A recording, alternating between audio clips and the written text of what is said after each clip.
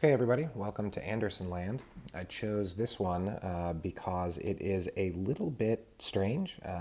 We don't often see this exact question, which is nice because it kind of tests what we know.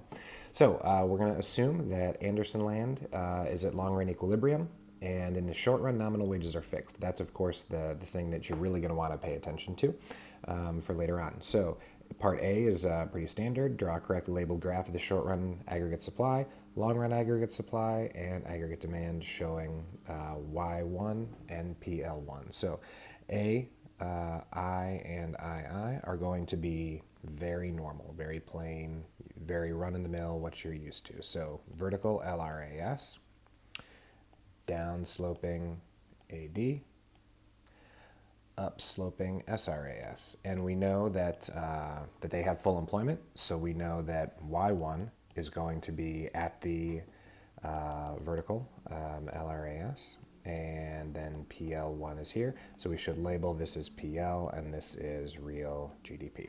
Okay, so basically we are just in long run equilibrium. That's what we know here. So now on to B. Assume there is an increase in exports. On your graph in A, show the effect of higher exports on the equilibrium in the short run, labeling the new equilibrium output in price level Y2 and PL2.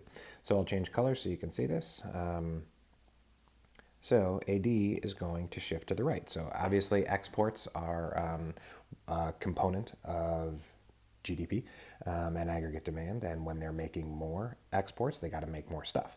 So what happens? Well, we get more stuff, so that's Y2, but part of that increase is taken up with higher prices. Okay, so that's what we have.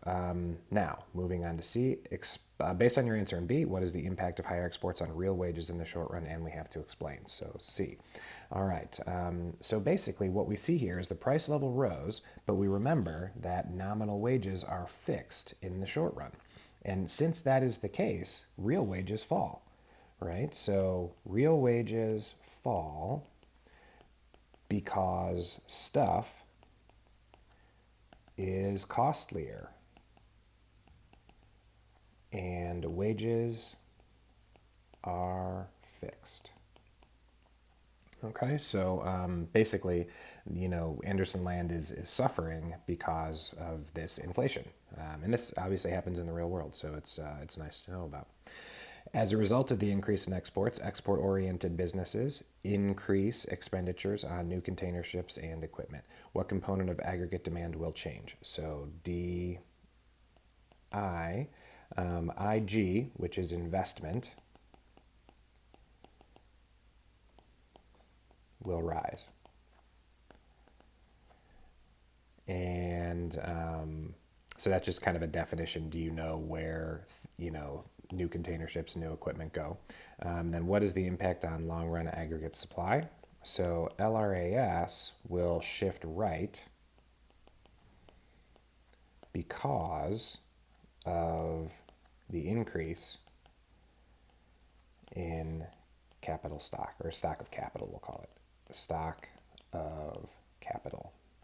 So basically, investment is what allows businesses to do more business better in the future. So you certainly don't need to say this, but basically what happened was we had this production possibilities curve, and when they start investing and buying more stuff, we move out to this production possibilities curve. Okay, and that's increased stock of capital. Whenever there's an opportunity to talk about investment, do mention stock of capital. There's been a few questions where in order to get the points, you had to say those things. So I don't know if this was one of them, but just know that if you're talking about investment and its impact on LRAS, you want to mention increases in capital stock or decreases in capital stock and their impact. Okay, thank you very much, folks.